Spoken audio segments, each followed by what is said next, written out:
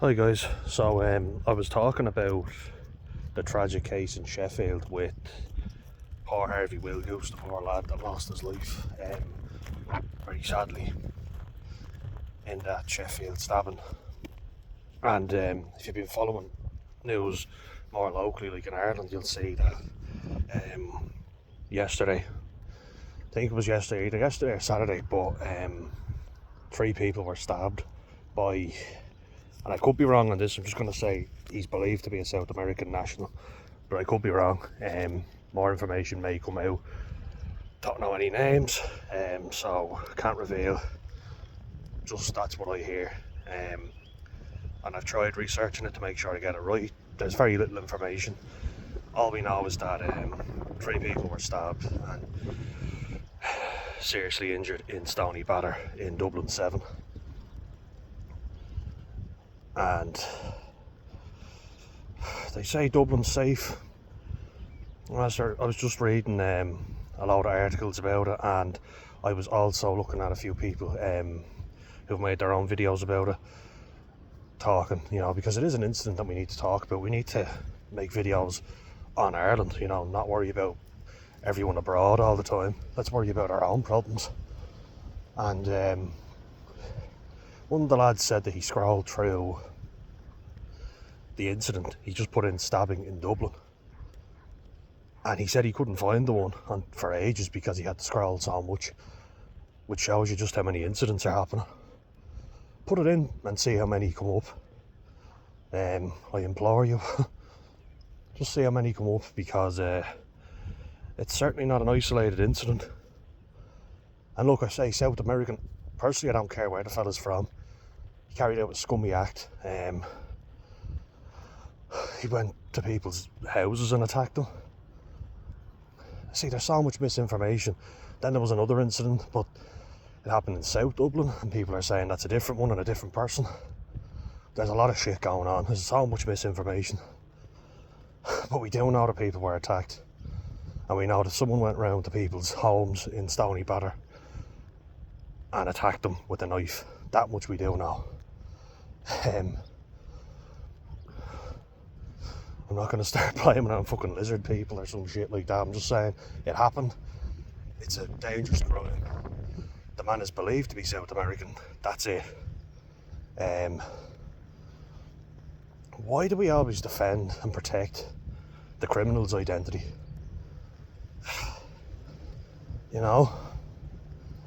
I mean, people are always so quick to reveal the victim's identity, but now they're doing a good job of this so far, not revealing the victim. Because they might not want their information revealed. Some might go, okay, I don't mind, you can say it if you want. If it were me now, I wouldn't want anyone to really know. But I want to fucking know who the person who did it was. Especially when you consider how lenient we are on criminals in Ireland.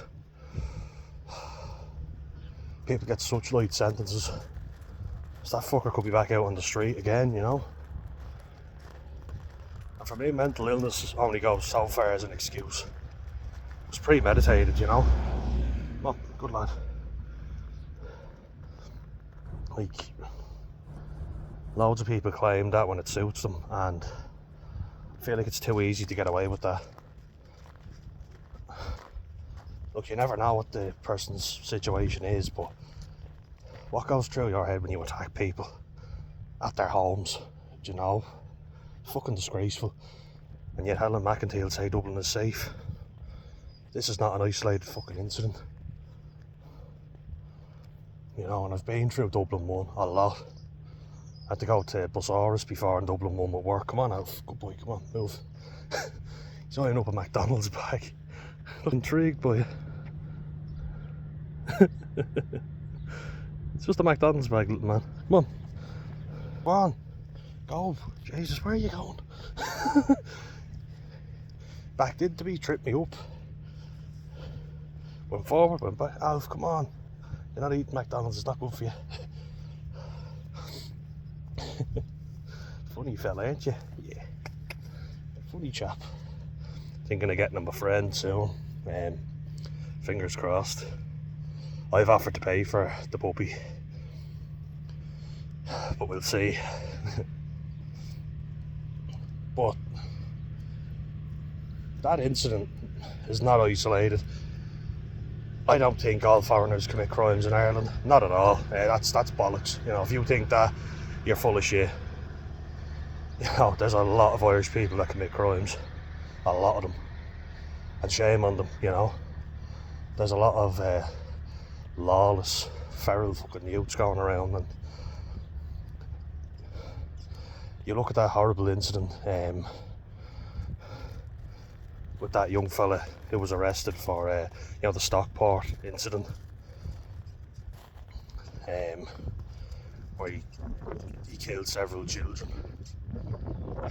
Like, there were plenty of warning signs. If you look into that fella, and again, I'm not bringing race or nothing into it, it was a mentally ill man. He apparently grew up in Cardiff. He had previous issues, and Shawnee K, you were asking me before if I could report a video about the Harvey Wilkins thing, and I'm going to hammer this home again. Adults have a lot to answer for. His parents knew, you know, that he was bringing knives out with them. They didn't do anything about it. I think they had a little conversation, maybe don't go out today or something. But that was it, you know. Plenty of teachers had an opportunity to intervene. They didn't do it. Social workers had an opportunity to intervene. Police had an opportunity to intervene. Do people realise that these warning signs get worse if you don't keep them in check? If you allow someone to progress and get worse and worse, then you make a fucking monster, and they're capable of these really bad things. This is why I talk about Karl Panzram. Like, I know, yeah, he died in 1930, but what can you learn about him? He didn't start off murdering people. What did he start off doing? Antisocial behaviour. He drank, he burgled neighbours, he started stealing, he started carrying weapons, he threatened a Lutheran cleric. He actually wanted to be a Lutheran cleric at one stage, or priest, or whatever it was. And he threatened the fella who was teaching him with a gun. You know, he pulled a gun on him, which is antisocial behaviour. And then that got worse. That just kept progressing. Because rather than actually treating them as a human being, and here's the thing, right? I don't believe anyone is beyond help. But first of all, they have to ask for it. But it has to be offered as well. You know, like, it goes both ways. And then they do something unspeakable, horror like this. There's too much of a lax, soft approach on criminals in Ireland and the UK. I think in the US, like, look, I don't know, it's somebody could probably tell me about the US justice system. I'm not going to claim to know everything about it, although some absolute wanker in the comments section, our boy Spotty Dogs Cox. First of all, great name, geez, really want to be taken seriously, call yourselves that. But he proceeds to blame all black people for crime in America, which is simply unfair. Like, there is years of systemic racism. Loads of Americans say it. To say that it's all their fault, you know, 13% of the population and like 60% of the crimes or something. You can't tell me there's not systemic racism. I haven't ever been to the States, yeah, true, but so many Americans are talking about it. And to be fair, when you call mixed race kids cappuccino gangbangers, you can check that out. Where it's in the video. Come on, it's in the video where I talk about, don't worry, somebody else will take care of it, and the lack of accountability in Ireland. Check out our friend Spotty Dogs Cox, where he shouts on out of him about cappuccino gangbangers, and then says he actually said that I sounded like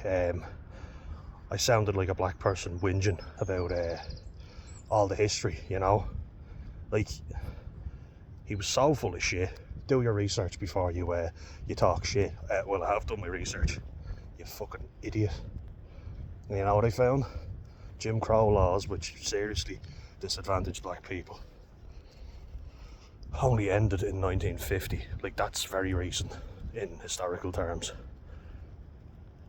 Lynch mobs went around attacking black people you know, and it only apparently came to an end. And I mean, it came to an end as if it wasn't happening on a mass scale in 1968.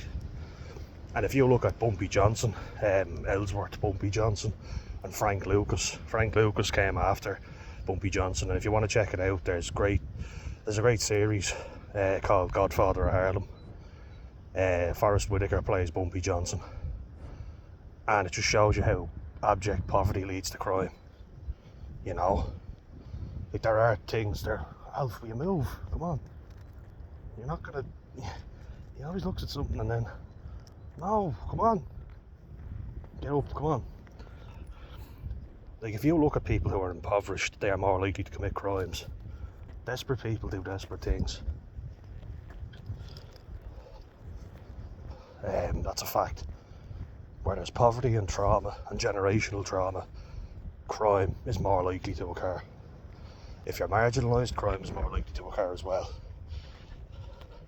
It's ironic that I've been called, you know, a white liberal and apologising on behalf of all white people by one person. And then I don't change my views or opinions. They're the same, you know, and yet somebody else, both American I might add, said that I was a racist prick and a xenophobe. So how would you work that one out?